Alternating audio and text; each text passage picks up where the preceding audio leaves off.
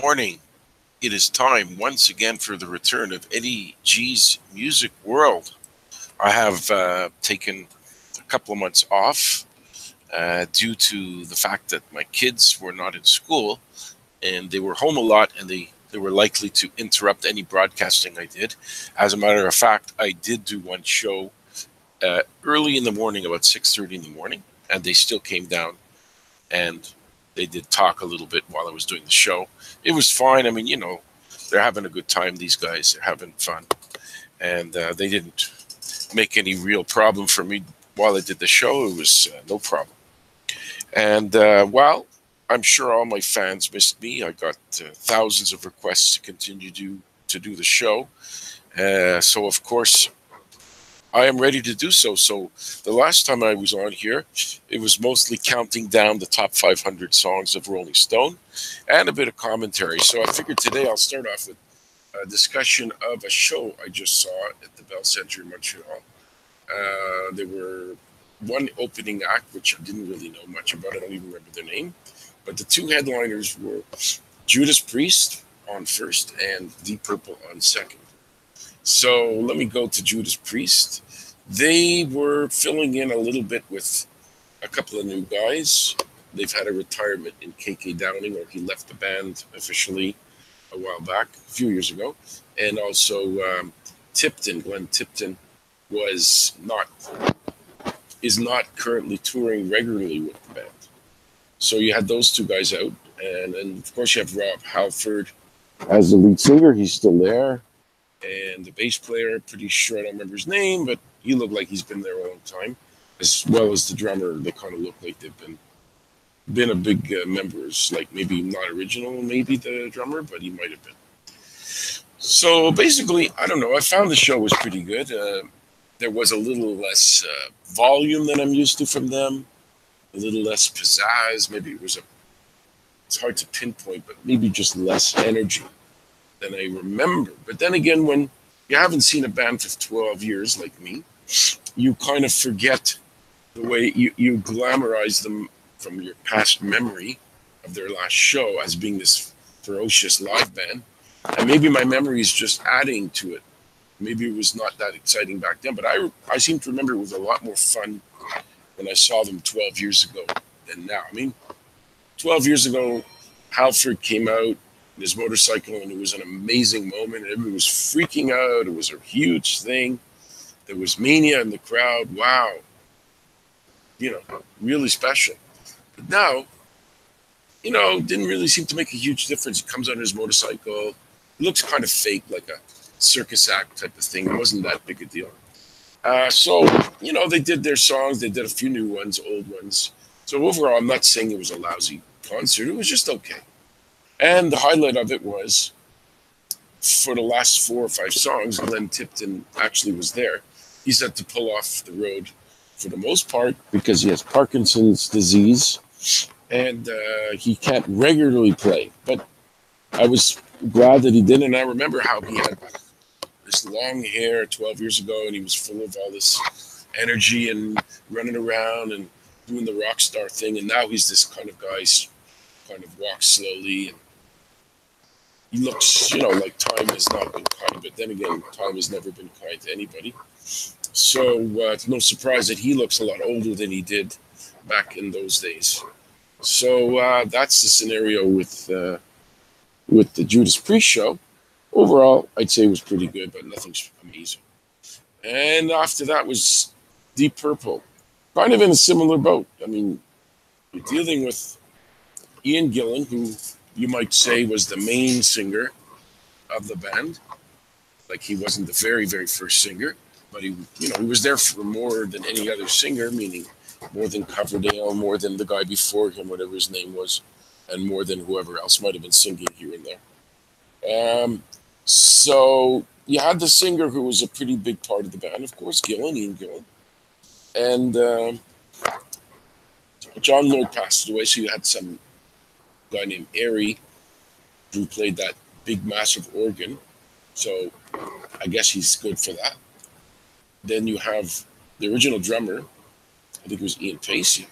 And after that, you're dealing with The guitarist, I can't remember his name, but he obviously has a hard job filling in for Richie Blackmore, who was an original member and wrote a lot of the songs, or some of them, and played on the big hits from the old days.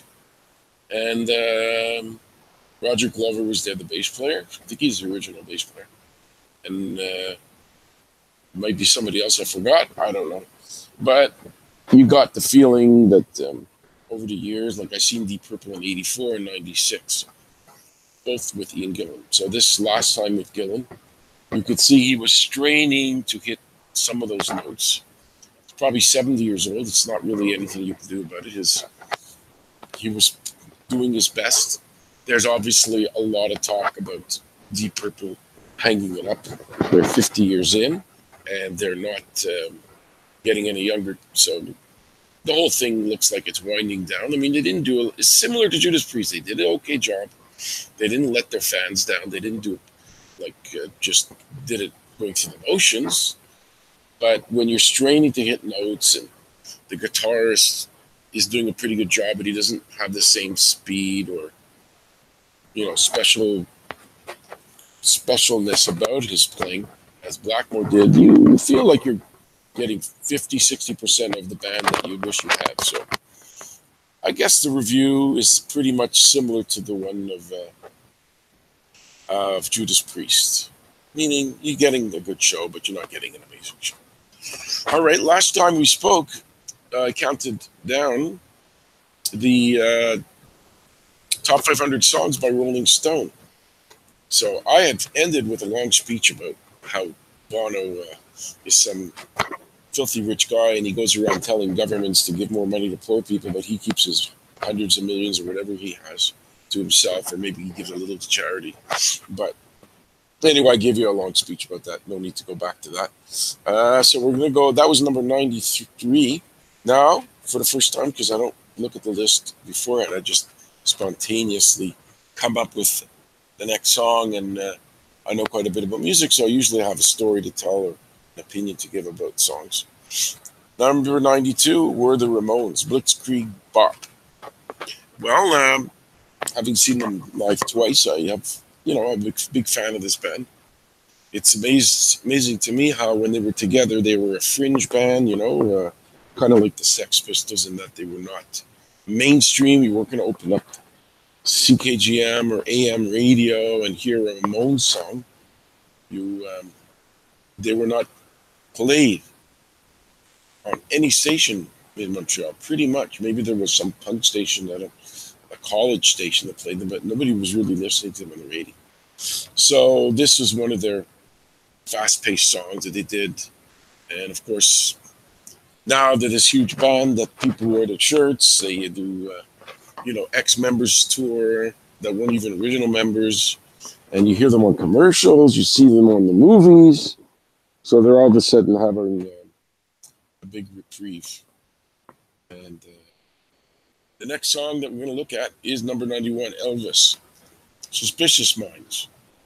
A guy named the Grigster that I go on a show sometimes, he sang Suspicious Minds, talking about someone that was suspicious of something, referring to that. And I sang it too on his show. Of course, Elvis has had that great voice and could sing any type of song. Ballads, a bit rocky. And this was a good pop song. I think it was a #1 hit. And reflected the times, late 60s. He hadn't totally lost his connection to the audience. Obviously, his peak years were 1955 to probably 1962 or so. But he kept recording. He kept having a hit every once in a while. British invasion came along and kind of knocked him out of the spotlight. But until his death, he still recorded every once in a while, toured, did shows in Vegas. And this was a song that anytime people think that somebody's up to no good in a relationship, this is the kind of song that I think of anyway, when I hear stories like that. Number 90, The Five Satins, In the Still of the Night. It's a doo-wop song. it sounds a bit, in the vein of the Platters and Drifters, or not even the Drifters. Drifters were not that much like it, but just some Harlem band that, not Harlem actually, New Haven, Connecticut band. And it's kind of a laid back type of delivery of the song. And it's a pretty good reflection of the times, 1956. This type of music was very popular.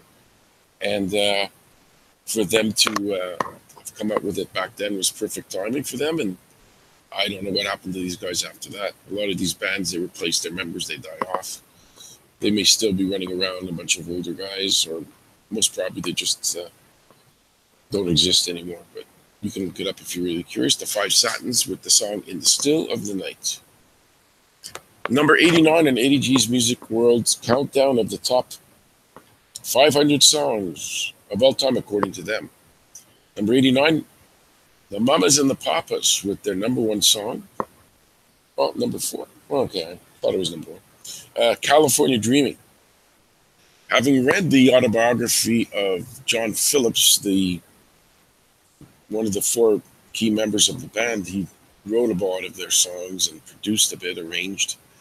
The great story I remember out of that is he was married to Michelle Phillips, and he had written most of the song California Dreaming, but at some point he woke up his wife, Michelle Phillips, who was next to him in bed, and told him he was dealing with the song and what do you think, and she threw a few lines in there. So she ended up getting, luckily for her, he didn't burn her out of her royalties because, well, they got divorced and of course he passed away. So she ended up throwing in a few lines to the song, and for that, she's the only surviving member of the band. And she's probably making money every year just because it's played a lot on radio. I'm sure it's being used somewhere on a TV show or a movie once in a while, commercial. So it's helpful for her. And of course, John Phillips, in the book, showed that he was a bit of a drug dealer type of guy. He was running around to pharmacies, writing up fake prescriptions, getting pills, selling them to people. Bit of a sleaze. And of course, his daughter insists that he was molesting her, which is obviously disgusting. And for him to do something like that, I'm sure he's a talented guy. When he was alive, he was pretty good, but you have to resort to something like that, you're not, it's not a very good legacy for you. Number 88 is a song by the Temptations, My Girl, classic tune. I think it was an answer song to My Guy, which was by Mary Wells. Yeah. Funny, my mother saw the Temptations, quote unquote, in about 2012, and she got autographs from me. And she told me the names of the band and whatever. So I looked it up, and I see, to my not too big a surprise, that who's ever in the band now, none of them were there in the 60s. They were all, they either passed away or they're very old, they're out of the band. So there's nobody left, but they still tour because obviously somebody bought the name. It's worth something. They send a bunch of young guys out, call them the name, and it's all cover version. There's nobody in the band. They're all new people. So written by Smokey Robinson and Ronald White. Smokey Robinson, of course, the VP of Motown, still around.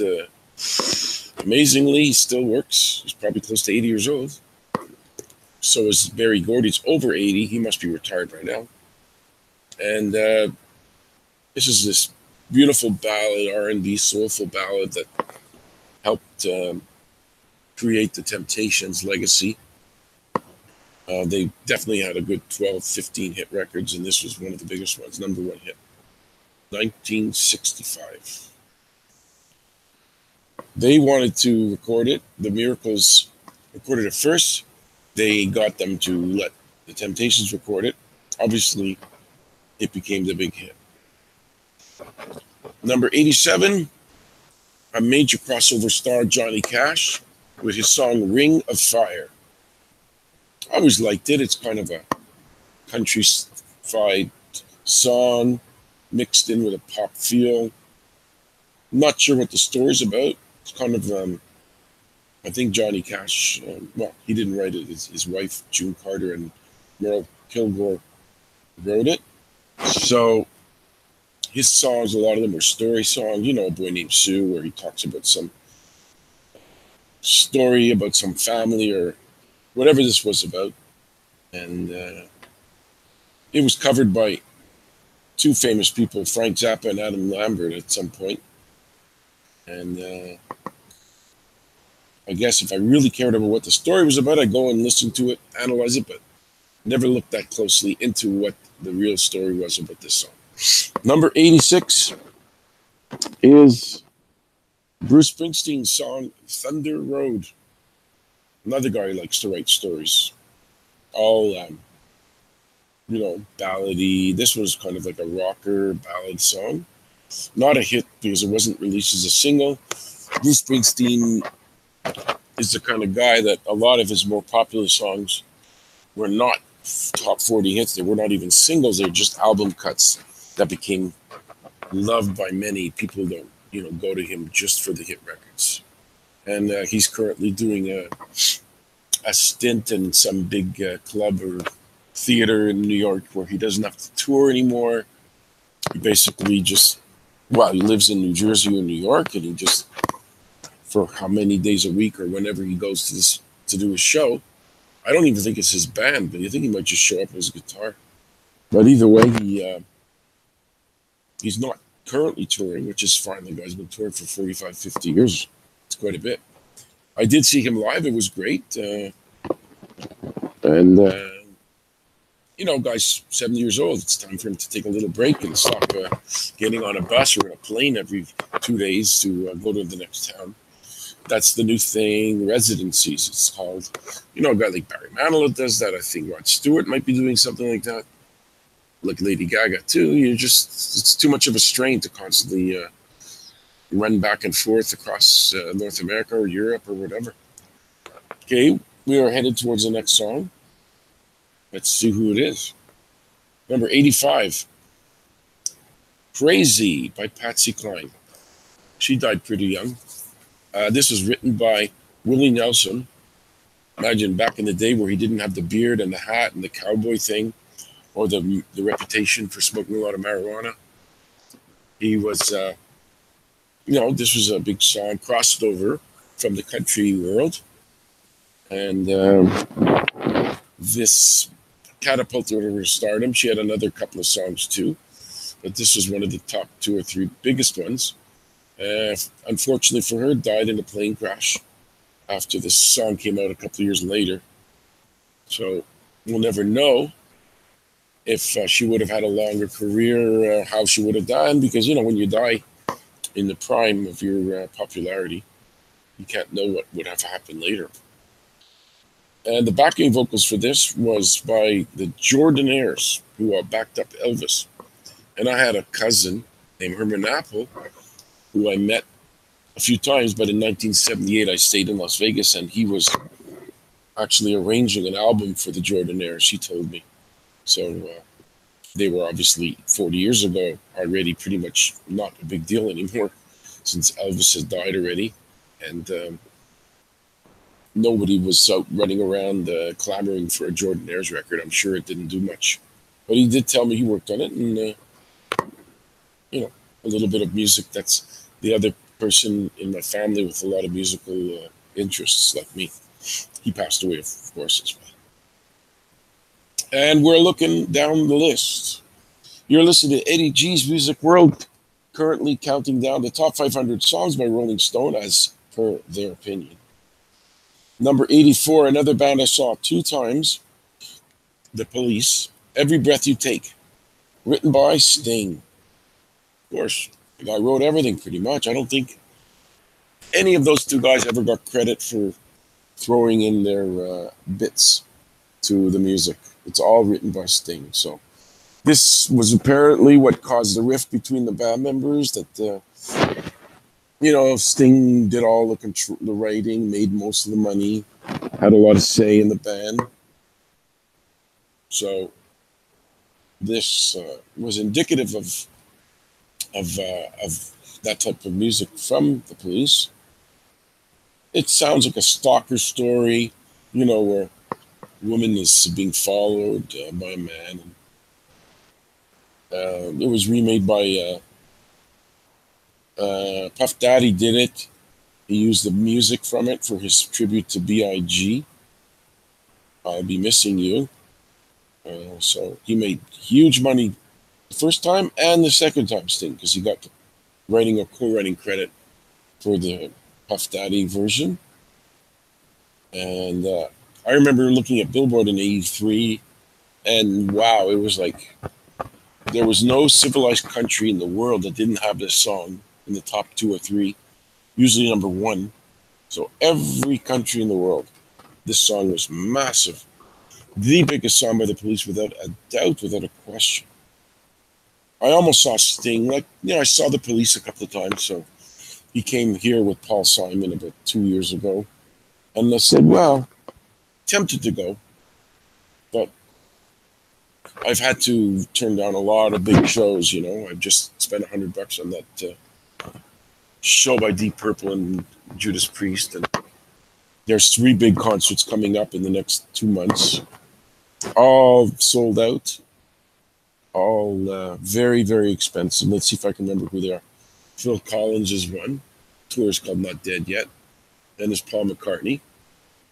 Oh, yeah. And then there's Elton John. Now, I've seen all 3 of them before. Paul McCartney twice.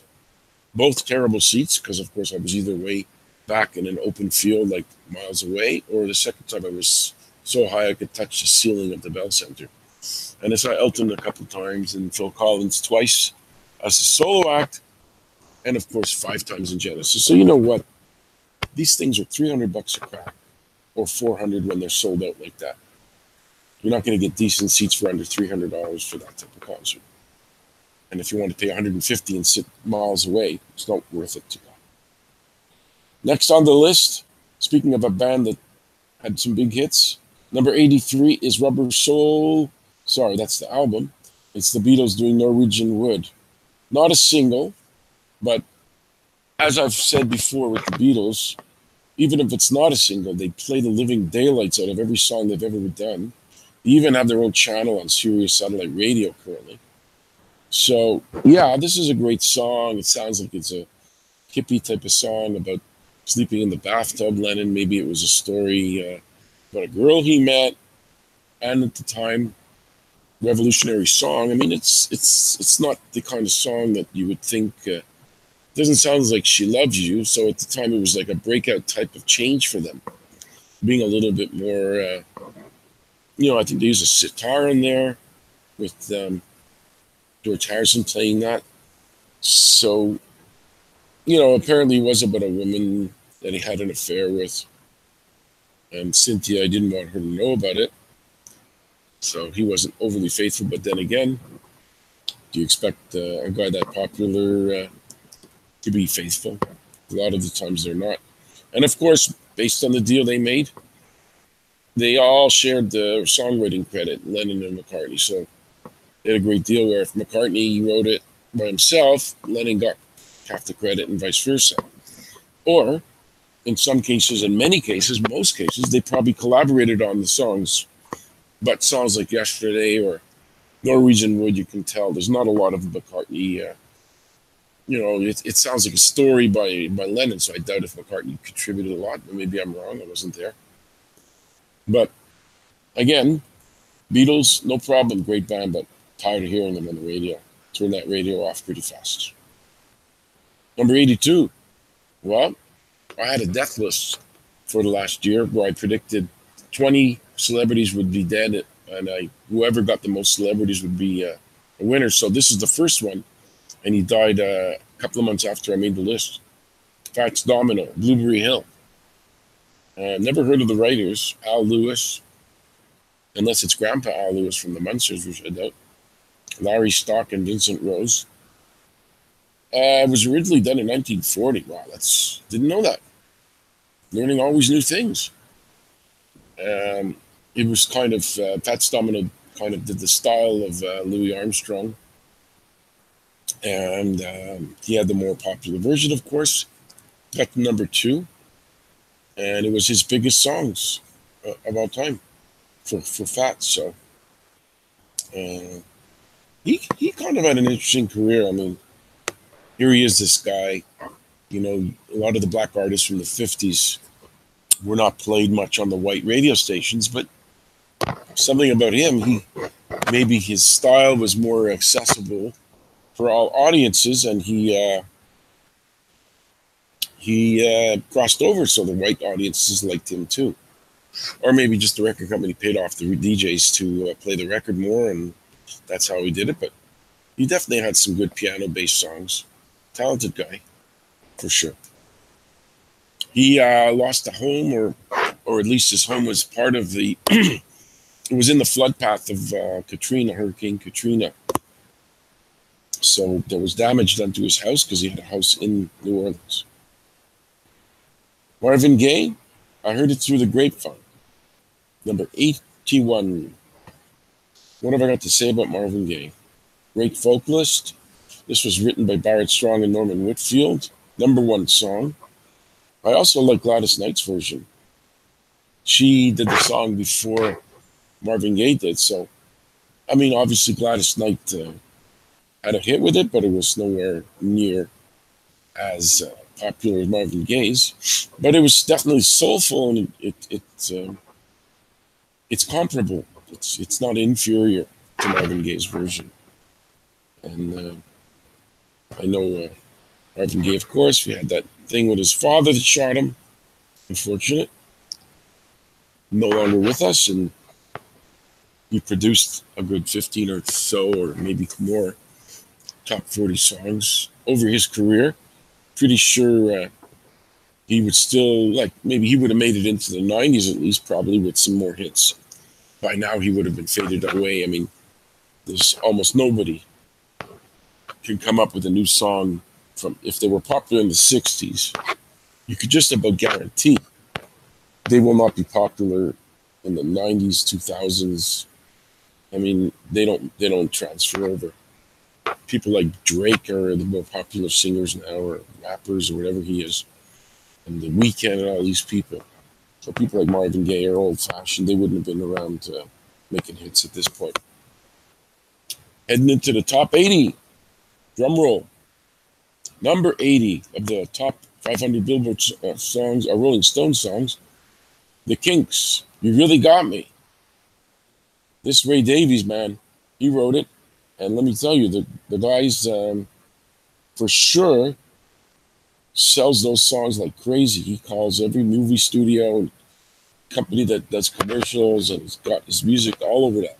So he's making a killing with that. The story is that he's reuniting with his brother, Dave Davies, known for his fights with his brother. And they haven't been together as a recording band for quite a few years. Whether or not they've been talking all this time, I don't know. Other members have left the band, said they couldn't deal with all the infighting between the two brothers. But it looks like they are actually getting back together, maybe for a tour. I did see Ray Davies by himself when he threw in a few Pink songs, and mostly he did his own music. And I met him, of course. He was pretty reasonably friendly for the 30 seconds I talked to him. But yeah, look for the Kinks to be heading out to do some shows in the upcoming year. They better hurry up and get it settled.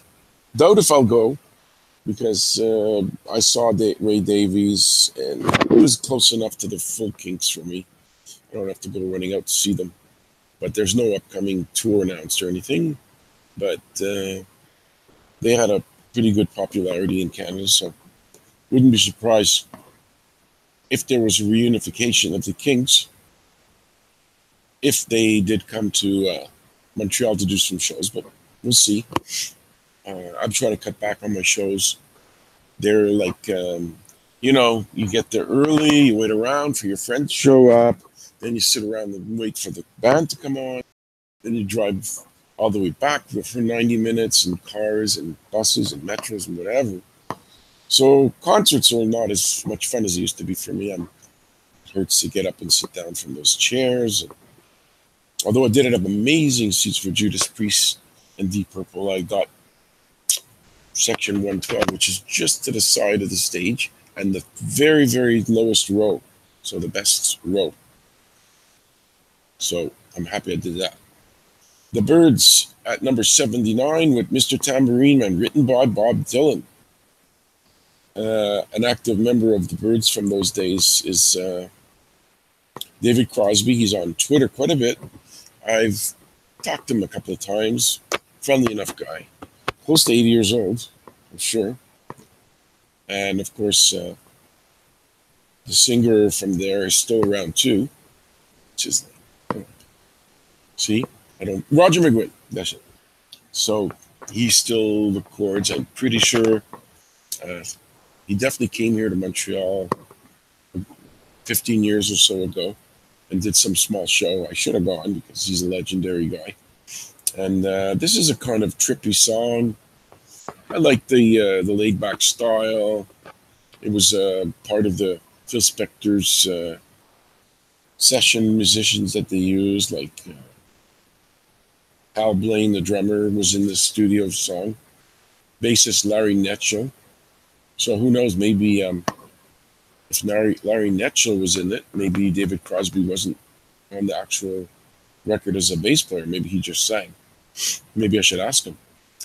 Maybe he'll answer. He's the kind of guy that that would actually potentially have about a 20% chance that he'll answer a question about music. It's happened to me, but I don't bombard him too many times. I don't want to constantly, ask him every single question pops in my head about him. Give the guy a break, Okay, let's move to number 78. James Brown, I Got You, I Feel Good. James had to go and fight in court way after his songs were popular for credit for his producers and writers, because in his case, he got there were some deals that didn't work out for him too much, and he did not get credit. So there were millions at stake. I don't know how much his settlement was, but he did get paid later on in his life, probably in around 2000, 2005, whatever, later on in his career. And he got a court to cough up, well, the record companies coughed up quite a bit of money for him because he did go to battle for publishing rights and writing credit or whatever it was. And this is one of the biggest hits he had. Never had a number one pop hit, but soul, of course, R&B and soul, he hit number one a lot because he crossed over. He's like one of these guys that, yes, he had some hits with the right audiences, but predominantly he was more, settled into the scene of the black music, the R&B, the soul, without having crossed over as much. And it didn't really hurt his career because he still had a lot of people go to his shows. And actually surprised people by having hits in the 80s too, maybe early 90s, like Living in America. And I forget, there was one other song he had late in his career too. I'll never forget, I saw a movie about skiing in a ski resort from the 60s, and he was the band playing in the resort. It was kind of weird to see a black band and all this white snow everywhere.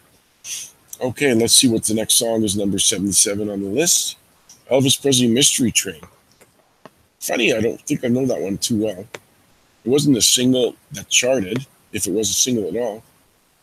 I'm sure I've heard it because if this Rolling Stone has it ranked that high, I just don't recognize it from the title. Junior Parker and Sam Phillips, who owned the studio and produced it, he co-wrote it.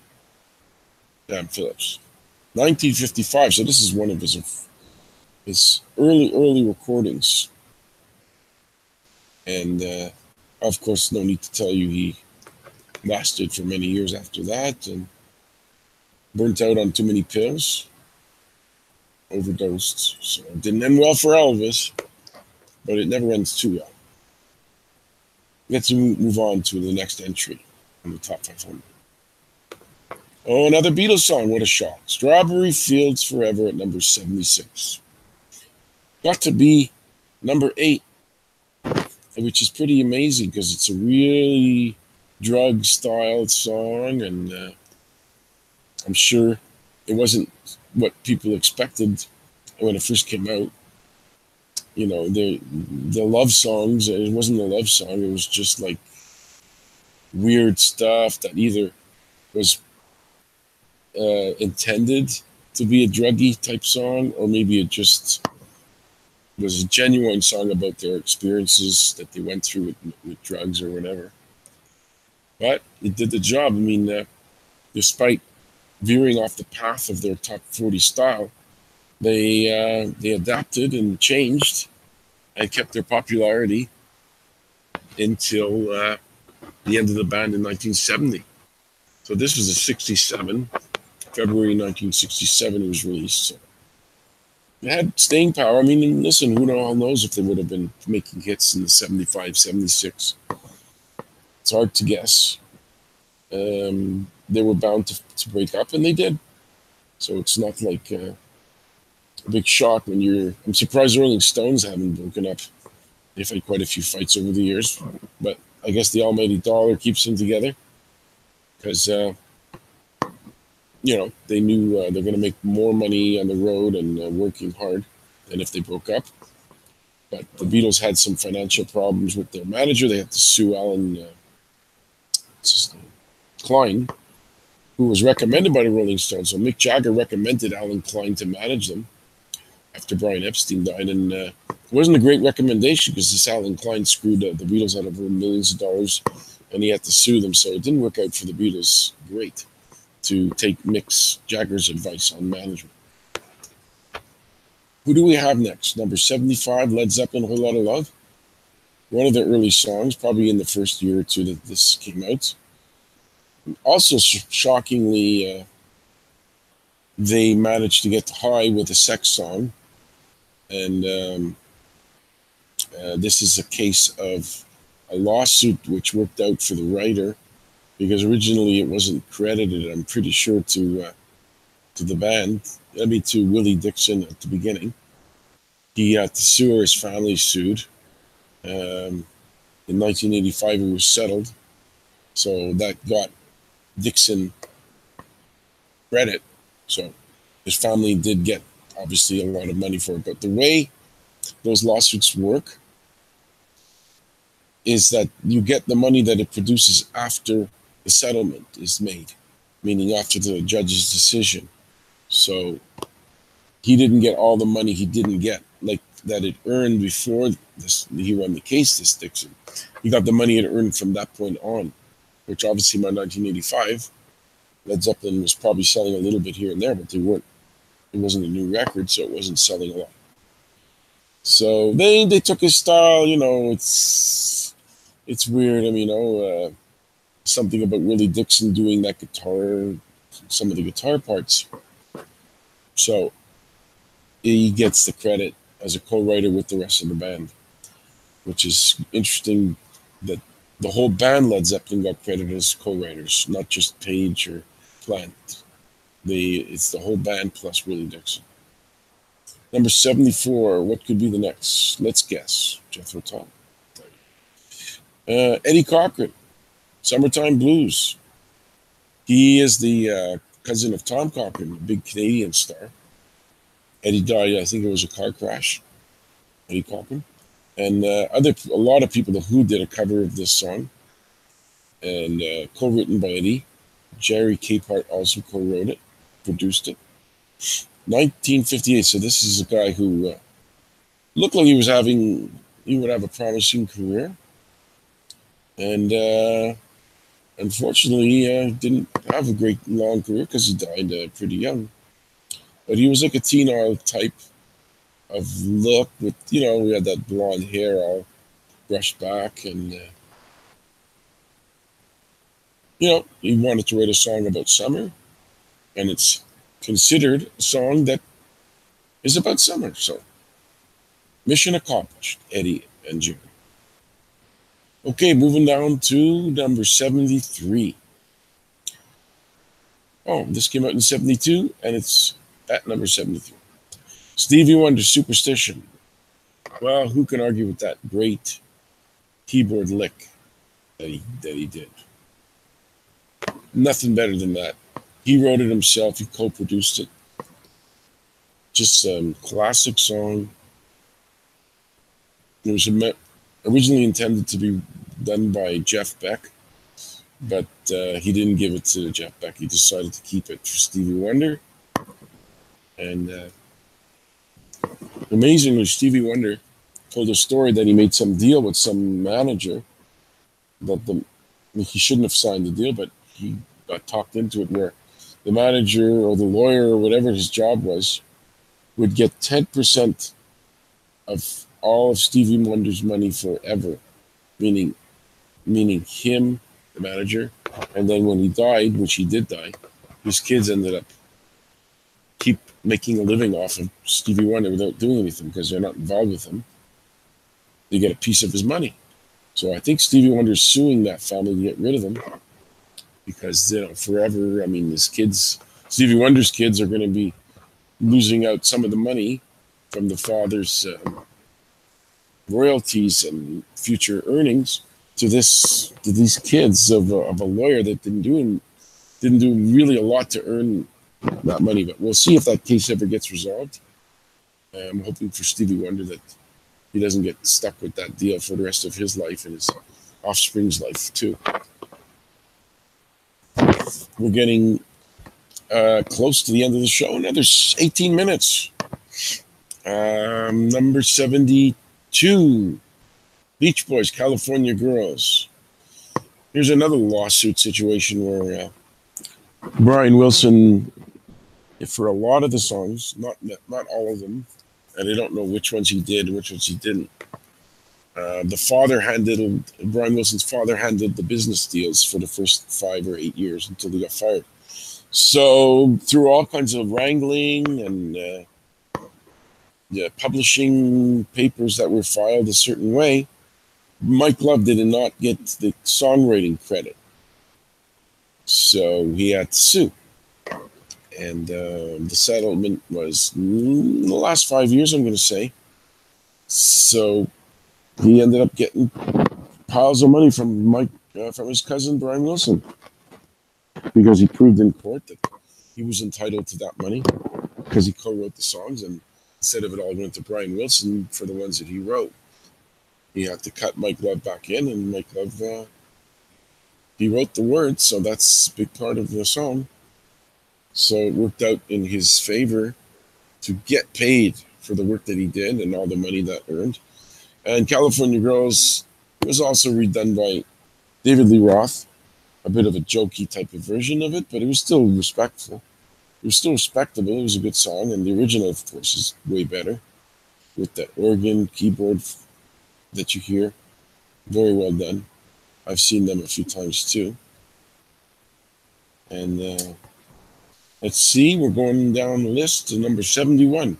Another James Brown song, Papa's Got a Brand New Bag. Written by Brown, produced by Brown. Again, I don't know if that was before the settlement with the record company or after, but it's now credited to Brown as a writer and producer, which is great for him. And, well, not him, but his family that's inheriting all the earnings that James Brown is getting.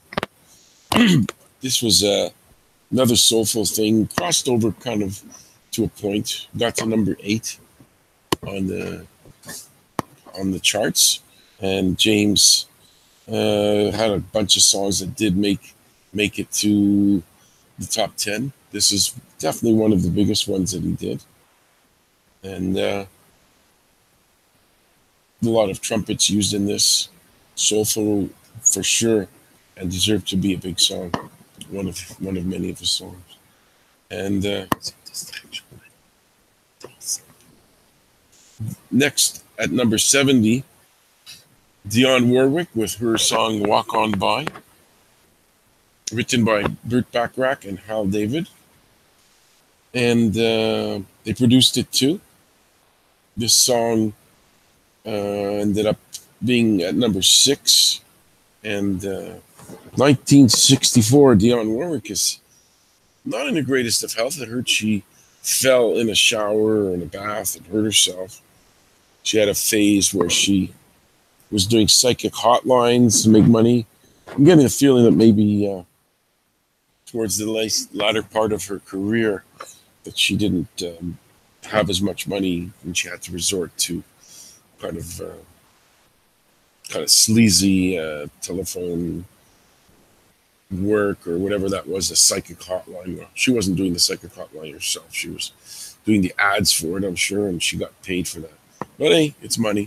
If she really did it all, it's kind of a low class type of way to make money off people that paying $6-7 a minute to hear stories about what's going to happen to them. But she's still around. I don't know if she's working. She's probably close to 80 at this point.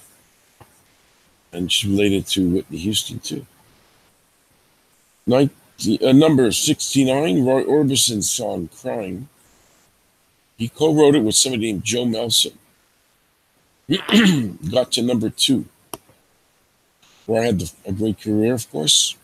Part of the Sun Sessions. This might have been on the Sun Session, but I don't see Sam Phillips' name. So maybe this was after that. And he had a pretty good career. I mean, he had health problems towards the latter part of his years and did a duet with K.D. Lang. I think he redid this song with K.D. Lang. And it was one of his better ballads that he did come up with. Number 68 on the list, Bob Dylan with his song Tangled Up in Blue. I'm surprised this made the top 40. It's kind of a long, well, maybe they cut it down in the for the single, but I remember this being a very, very long song on FM radio, and it made it to the top 42. So it's an introspective song, like all of his songs seem to be. And 1975, when he was still having hit records, and he still tours, amazing, but the guy hasn't retired. He's got to be 76, 75 years old. Doesn't need the money, but I guess these kind of guys like Willie Nelson too, they'll play till they die. That's it. Willie probably needs the money a bit more because he got into tax trouble and had a big debt to pay. So he probably needs to work to have a good lifestyle. But, when you're 85, I think it might be time to hang it up. But Bob's still around. Let's hope he keeps recording. Number 67, Elvis making another mark on the chart with Jailhouse Rock, a number 1 song written by Leiber and Stoller. It's typical of his early songs from 1950s. A lot of upbeat music, great vocal delivery, dancing. This is actually kind of a video, maybe it's an excerpt from a film where you could see Elvis prancing around in a jail. It's cute, it's funny. And like I said, it wasn't officially a video, but it was cut from the movie. And this was a typical song from those days when he was in his peak time. He had many number 1s. The late 50s was his peak years, 55 to 60. Number 66, Bob Marley and the Wailers, Redemption Song. I'm not sure if I know this one or not because he has about 5 or 6 tunes that I know. And I see the name Redemption Song. If I heard it, I'd know right away if I've heard it before or not. But I don't know off the top of my head. I don't know if I know the song or not. 1980, he didn't live a lot longer than that. Oh yeah, 1 more year. He died from cancer at 36 in 1981. Wow. Apparently this was inspired by the writings of Marcus Garvey. Something about slavery, this song. That was the message in the song. Number 65, we're heading down the list. I'll have another bunch of songs for the next week because we won't be able to get to the end of this list. Number 65 is Cream doing Sunshine of Your Love. The writing credit was split between Pete Brown, Eric Clapton, and Jack Bruce.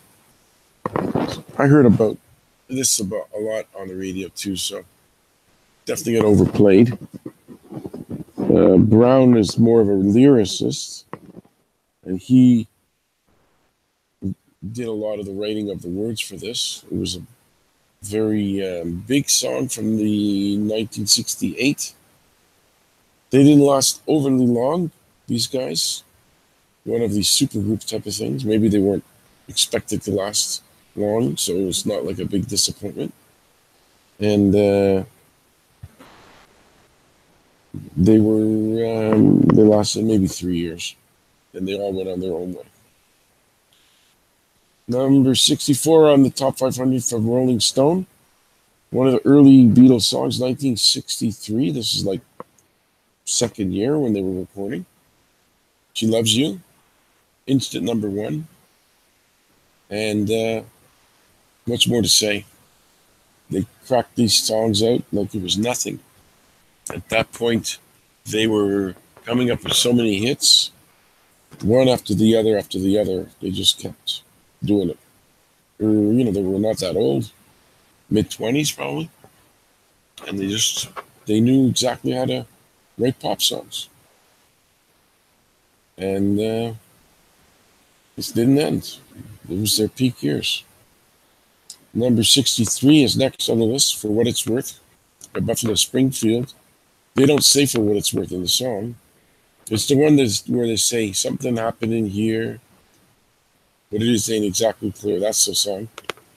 And it didn't last long at all, because, of course, after 1 or 2 years they were together, they ended up becoming Crosby, Stills, Nash, and Young. Not all of them. Young was in this band, Springfield, so was Stills. And maybe one other one, I don't remember. And from this point, they had Mr. Soul and maybe one other popular song. And then from there, they turned into, went different ways. Written by Stephen Stills, who wrote a lot of music for Crosby, Stills, Nash and Young too. We're down to number 62 on the list. Bo Diddley doing the song Bo Diddley. It's quite a catchy title for a song. Written by Ellis McDaniel, which is Bo Diddley's real name. So that's the actual name of Bo Diddley. I don't know how he came up with that name. It was number one in the R&B chart. And he had a very signature style. Buddy Holly used that style on his song Not Fade Away. And How Soon Is Now by the Smiths also used that special guitar riff that Bo Diddley is signature style. He passed away maybe 15 years ago. Also George Thorogood. He inspired George Thorogood quite a bit with his guitar style. And he did not really cross over much, Bo Diddley. Didn't have top 40 hits. A guy like that had to work. Had to tour. Because didn't have massive hit records. Just a bit popular. And I know that he was in a George Thorogood record in the late 90s, I believe, or early 90s or 80s. I'm sure George Thorogood was a fan of his, since they both played guitar, similar style of guitar. He had that square guitar, Bo Diddley. Very unique look for him. Number 61, Jerry Lee Lewis, with his song Whole Lot of Shaking Going On, number 3, from 1957. Jerry Lee Lewis still alive, and unbelievable that this guy's around. All the drinking and carrying on that he did over the years, all the controversy. I don't know if he's touring really, but he probably pops up doing a show here and there. I mean, when you haven't had a big hit for 25, 35 years, I don't know if you can live off that early money from the 50s or late 60s, because he had a few hits in the 60s too. So how do you stretch out? He didn't even write this song, Whole Lot of Shaking Going On. Didn't even write it, so it doesn't sell anymore. He only had a couple more hits, 3, 4. So he probably were low on money. All he has to do is call Jayton and If he's in Nashville or wherever he lives and wants to do a show, pick up a couple of grand, people will show up. He's a living legend. Maybe that's his plan, and that's how he survives for the last few years. Al Green, a preacher, at number 60. Now he is a preacher. He's no longer really doing music, except maybe singing at his church. And the Let's Stay Together was a number one hit. This peak years were at 1971. And he had a good 5 or 6 songs that were out at that time, in that 2-3 year period. And I know the Eurythmics did a cover version of one of his songs, so that might have helped him. And he did co-write it with Willie Mitchell and Al Jackson Jr. And I think I've heard one of his songs in a commercial, but it helps. We're getting to number 59 by Bob Dylan, The Times They Are A-Changing. Producer was Bob Johnston. And again, this is not a single, a hit record type of thing. It was an anthem covered by people like the Byrds, Cher, Eddie Vedder, and protest type of vein, you know. And I guess Bob Dylan, he seems to be showing up quite a bit on this list. I guess, I don't know how they come up with, it's just an arbitrary list that the people who work at Rolling Stone come up with on their own. And they're obviously huge Dylan fans. So, okay, now we're back to the early 80s, 1983. Number 58, Michael Jackson's doing Billie Jean. He's a writer, the only writer on this. And he co-produced it with Quincy Jones. Well, Quincy Jones was the main producer, but maybe he had some input too. I did see the Jacksons in 1984, I believe, at the Olympic Stadium, and he did this song, I'm pretty sure. And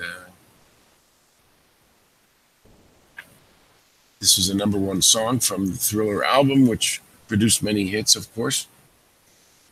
Michael had such a career with his brothers in the late 60s, early 70s. He really, although his career started to fade out by the 2004, 3, 2, 1, whatever that frame, he, he wasn't as big as he was because he was kind of turning into a whole news act, but he was scheduled to do that tour where a couple of shows in Vegas, a bunch of shows. And unfortunately for him, he didn't make it to do the shows because he overworked himself, couldn't sleep, took propofol, and that was the end of him. Okay, we're getting to the last song, Procol Harum, Whiter Shade of Pale, at number 57. And they didn't really have a lot of hits, these guys.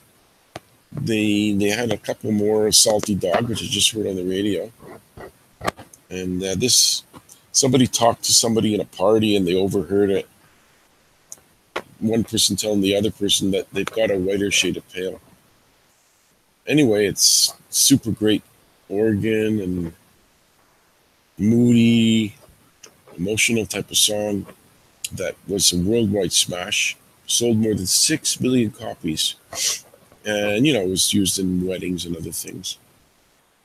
And this type of sound was played a lot by bands like the Moody Blues as well. So that's going to wrap it up. We're done for this week. I'm happy to be back. I hope I recorded it properly because my last show, I put the plugs in the wrong places and it was muffled and somebody had to help me out to clean it up. His name is Patrick. He fixed it up. So we'll see how far we can get on the next week's show. I'm not sure which day I'll do it. I will, now that I have more time, since my kids are at school, I can do a show, and eventually I'm going to have to come up with a new theme, maybe a new idea, because obviously we're going to run out of songs to count down. I have to do something else. Anyway, thank you very much. Eddie G's Music World, signing out. See you next week.